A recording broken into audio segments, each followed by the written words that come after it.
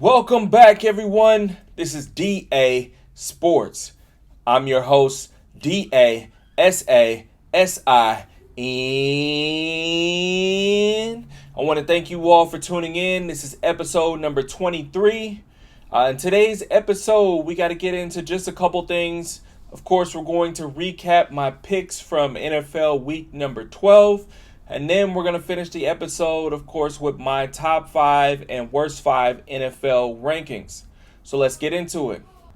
So to start with my week 12 picks, we got to recap first my pick 3. Now, my pick 3 this week, I did go 2-1. So not a bad week, not as good as it could have been, but I'm definitely not complaining. Overall, in my pick 3 segment so far this season, that brings me to a record of 23-10. So definitely good, definitely way more positive than negative. Let's get into each individual game here. So the first game that I picked as a part of my pick 3 was the Detroit Lions to beat the Indianapolis Colts. The Detroit Lions were favored to win by 7.5 points. And they were able to go on the road to Indy and win 24-6. So I was right about this pick. I did say that it could be tough because historically Detroit has struggled a little bit with mobile quarterbacks. Fortunately for me in my pick, they proved that they seem to have learned a little from the last time they played a real mobile quarterback. They did a great job of keeping AR's explosive plays to a minimum. So that's why the Colts were only able to score 6 points. It's a big, huge win for the defense. I think their defense is starting to mold back into shape, especially with Zadarius Smith getting in the mix. Obviously, he hasn't put up huge numbers in terms of production-wise, and there's no way for him to completely replace Aiden Hutchinson. But all they really need is to have somebody on the edge who can threaten with consistent pressure, and I feel like that's what he's doing. Offensively, they're still able to do what they have been doing. Yes, they didn't put up gaudy scoring numbers, only finishing with 24. I think that's mainly due to the fact that the Colts defense is actually a lot better than people expect. But nonetheless, they won by 18 points, so you can't complain there. The offense did enough to get the job done. And more importantly, they continue their winning streak. So they have looked like the most dominant team in the league for a majority of the season. And every week, regardless of their opponent, they continue to show that. And they covered the spread, like I said, which was 7.5. And they made me right on my first pick out of my pick 3 from week 12. Okay, in my second pick out of my pick 3, I had the Houston Texans beating the Tennessee Titans. Now, the Houston Texans were favored to win by 8 points. But as I mentioned in my pick 3, I said it was a division game, and I figured that it would be close for most of the game. Now in this one, this was the one pick out of my pick 3 that I got wrong this week. The Houston Texans did lose to the Tennessee Titans 32-27. Houston was at home and favored to win by 8 points, like I said, which also means that Tennessee would have worked as an underdog pick of the week this week, but they weren't my pick, unfortunately. So Houston did lose. The offense looked essentially the way I expected them to look, even though they're facing a Tennessee defense that has been playing very well.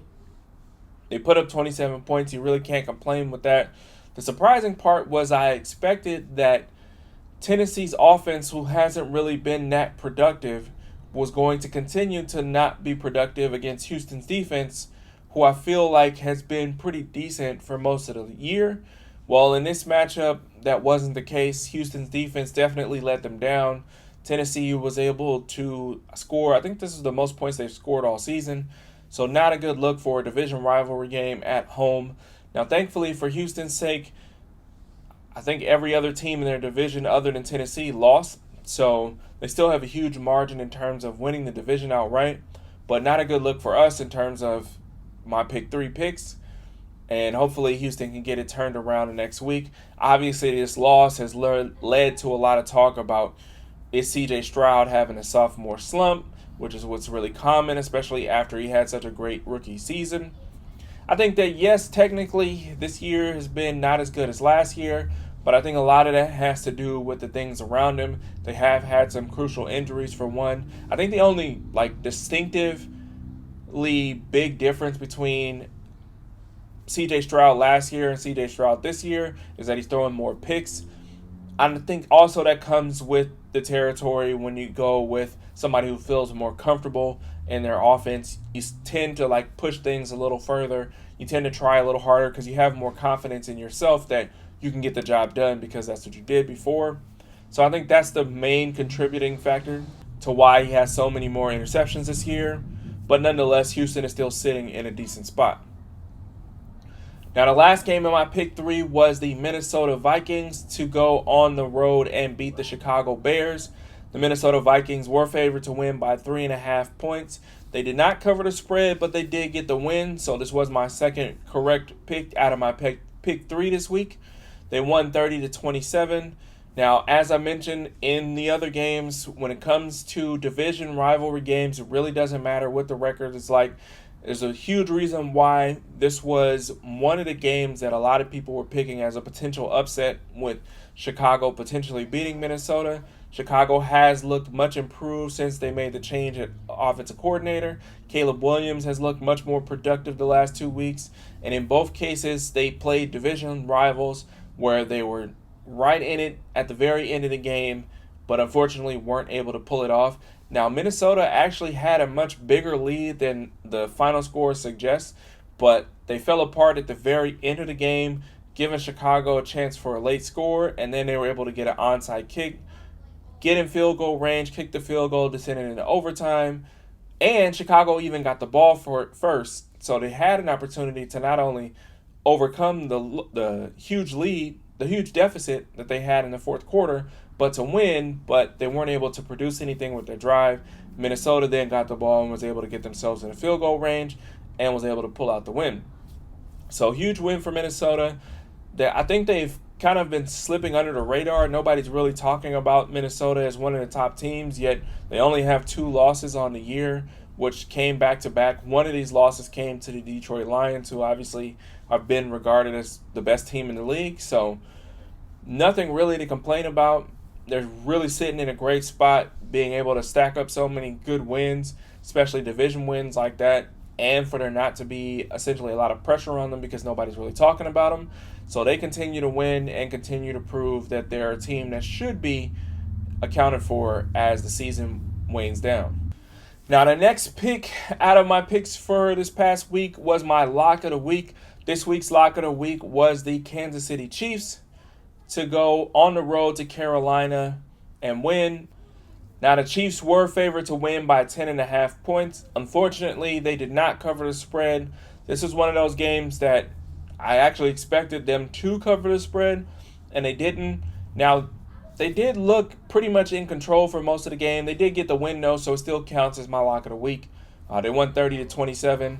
Now, they were in control for most of the game. And even though the defense ended up giving up 27 points at the end, but this game actually kind of crumbled a little bit in the fourth quarter.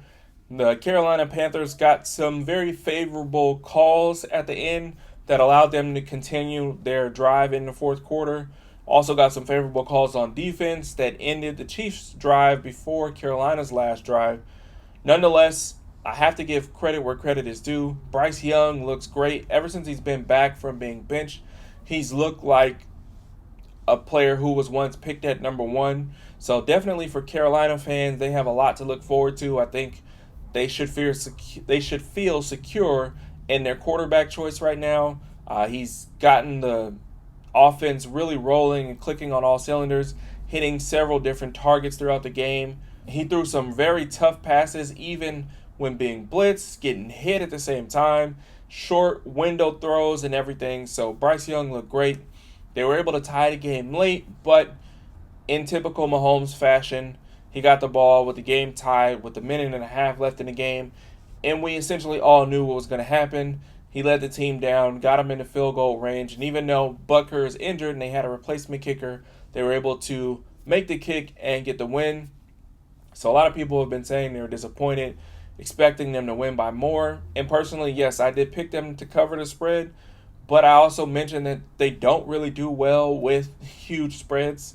I don't remember what the actual record is, but it's definitely below 500, where they're favored to win by more than 7 points. And at the end of the day, the Chiefs don't care whether or not they win by 1 or they win by 20. Yes, they'd like to beat teams that they feel like they're a lot better than by a larger margin, so they don't have to stress in the fourth quarter, but nonetheless, a win's a win.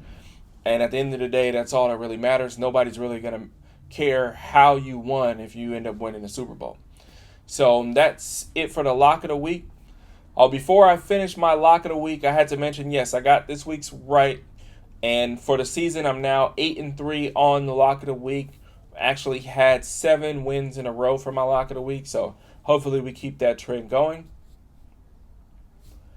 Now for the last pick, we have to go to my underdog pick of the week.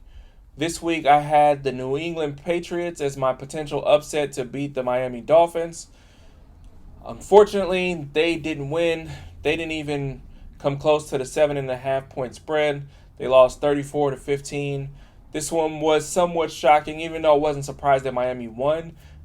How easily they won was a surprise to me. So I was wrong in my underdog pick of the week this week, bringing me to 3-8 on the season in underdog picks of the week, which is not where I wanted to be. But again, this is going to happen when you're picking teams to win that are favored to lose by more than 3 points. New England did finally get their offense going late, but in the first half, they couldn't get anything going at all. Miami definitely has shown how much better they look when Tua's in the offense. It's literally like night and day from what they looked in the middle of the season when Tua was out on concussion protocol. So you can definitely tell that their production and their success is very Tua dependent. So for their sakes, they need to do whatever it takes to keep Tua healthy at all times, because they go from looking like a bottom of the barrel team to a potential fringe playoff team. And after the wins that they've piled up the last couple of weeks, they're back in the mix for making it into one of those last playoff spots. So they were able to win 34-15. They covered the spread easily and got it rolling into next week. So that was the final for the underdog pick of the week this week. So now to finish the episode, we got to get into my top 5 and worst 5 rankings after week number 12.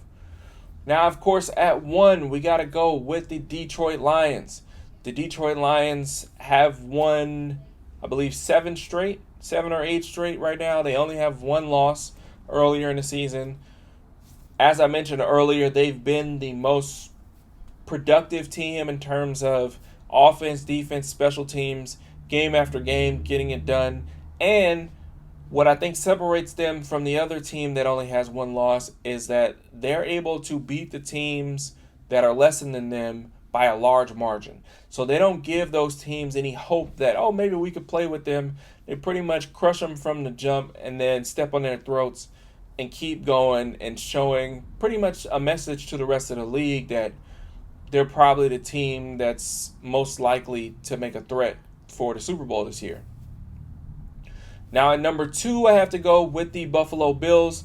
The Buffalo Bills were on a bye this week, so they don't change at all. They're still coming off their last win against the previously undefeated Kansas City Chiefs. So this week, we'll see how that translates. Hopefully they don't have a letdown. I don't expect them to, but without playing a game this week, there's no reason for them to move from the number 2 spot. At number 3, we're going to stick with the Kansas City Chiefs. Again, they're the only, other than Detroit, they're the only team that only has 1 loss. Their 1 loss came to another top team also, so it's kind of expected. It was on the road. They did get another win this week, even though it didn't happen the way that a lot of people expected it to. Like I mentioned earlier, it really doesn't matter. As long as they keep winning, they'll remain in this top 5. And they definitely still have some tough matchups coming in the rest of the weeks to finish off the season, including a tough division game this week where they have another game where they're favored against a team by a lot, but it's a division game against a team that plays them tough. So we'll see how that goes. But for now, they definitely deserve to be at number 3. At number 4, for their first time in this top 5, I got to go with the Philadelphia Eagles. Now, if you remember from my mid-season prediction episode, can't remember what number it was, but maybe like 5 or 6 episodes ago, I said that Saquon Barkley was definitely in my top 5 for MVP candidates. He definitely showed that this week, and on a lot of people's eyes, he moved up to either number 1 or number 2. I had him at 3 earlier in the season. Right now, I probably would put him, I think I'd still, you know what, no, I'd put him 2. I'd put him 2 just above Derrick Henry. I have Josh Allen at 1, Saquon at 2, and Derrick Henry at 3. Just because Philadelphia overall has been more productive than Baltimore. But I do feel like Derrick Henry has like hardcore evidence, direct stats that correlate to Baltimore winning and losing. Nonetheless, we're talking about Philadelphia. Philadelphia definitely deserves to be in this 4th spot. They got another huge win this week against a good team, and they won pretty convincingly. Like I said, Saquon Barkley had a hell of a game. He broke the franchise record for rushing yards in a game with 255 yards, which is just astounding. He's actually now leading the league in rushing yards. I believe he has over 1,300 so far, which is amazing. He's on pace to go over 2,000. It's kind of crazy to think that we might get a year with 2 running backs who have over 2,000 yards rushing, which is just fantastic. So we'll see how it keeps going, but I think the most impressive part and why Philadelphia was able to get into this top 5 is because their defense has improved immensely.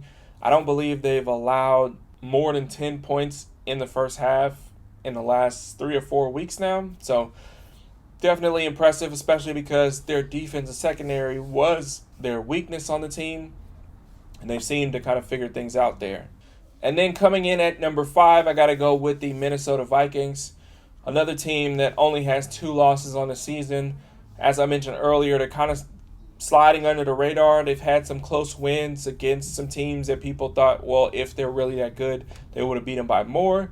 But nonetheless, as I mentioned with the Chiefs, as long as you keep winning, wins are wins. And no matter how you get it done, any win is better than any loss. And they find a way to win by any means, whether it's defensively led, whether it's offensively led, whether it's special teams led, it doesn't matter.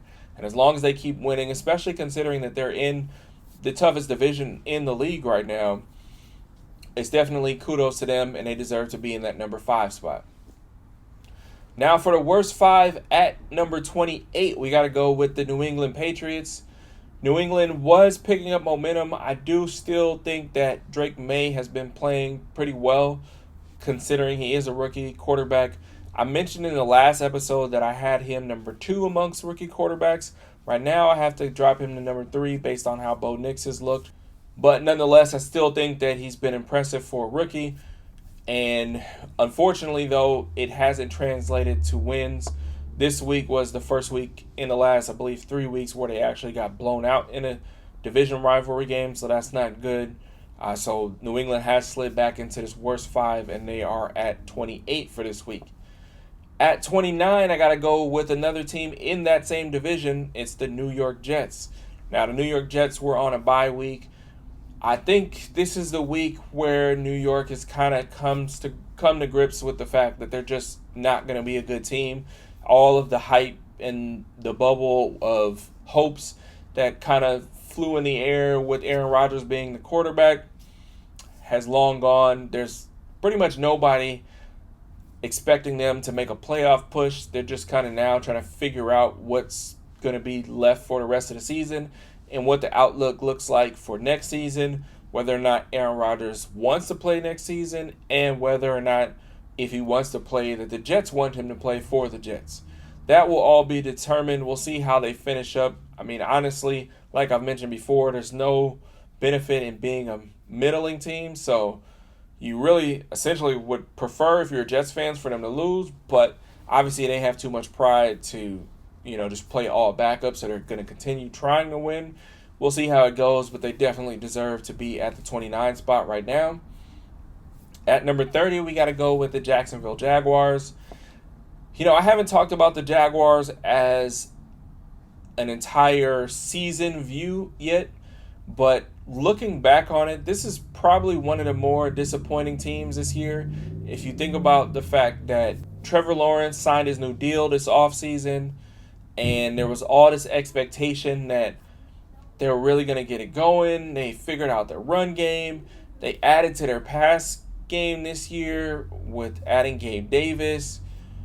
It seemed like things were supposed to gel, but nothing really has gelled. They've continued to lose, and at this point, there's nothing really to expect them to change. So, based on how they've looked on the field, I expect them to be in this bottom five pretty much for the rest of the season, which is really unfortunate, but that's why they're in this 30 spot right now. At number 31, I got to go with the Las Vegas Raiders. The Raiders, another team that's definitely disappointing. They haven't really gotten productive quarterback play all year. And as I mentioned in previous weeks, I don't expect that to change anytime soon. I think from what people have been talking about, they're definitely just looking for the future. I know anytime you have a team that has a bunch of losses, there's going to be a lot of talk about changing coaches. I know they just gave Antonio Pierce his contract before this season. I actually don't think Antonio Pierce is the problem. I think it's just a player personnel issue. So hopefully they keep him in place so that at least he gets a chance to play next season with whatever top quarterback they draft in the draft. I'm sure a lot of people are hoping for Shedeur Sanders, considering the ties between Tom Brady and Shedeur. We'll see, but as far as the product they put on the field every week, they deserve to be in this 31 spot. Thankfully for them, though, they're not last. In last, coming in at 32 right now, we got to go with the New York Giants. Now, the New York Giants are probably they've got to feel awful. We saw a peek behind the curtain this summer when the New York Giants were on the off-season version of Hard Knocks. We got to see their owner talk about how he didn't want to see Saquon leave, but he got coerced into it by the GM who said, it would be best for us not to pay him this amount because we got to see what we have in our quarterback. And we can get running backs in free agency. And we need to add to the offensive line. Well, they did all of that, and they look like the worst team in the league right now. They aren't efficient on offense. And the quarterback that they made all these changes for to see if he's good, this week they cut him. So he's not even on the team. Matter of fact, I just got an update that he signed with the Minnesota Vikings to be their backup. So all of the work that they did going through all of these changes, and they didn't even keep the quarterback, which seemed like a no-brainer considering anybody with sense said 2 years ago that when Daniel Jones had his most productive year, it was predominantly because Saquon was healthy all year and he was able to make things easier for him. So the idea of getting rid of Saquon to see what you have in Daniel Jones was kind of ridiculous, and now they're paying the price for it, and they definitely look like the worst team in the league. So that's it for this week's episode. I want to thank you all for tuning in again. Please make sure you like and subscribe and share wherever possible. And I look forward to seeing you in the next episode. Peace.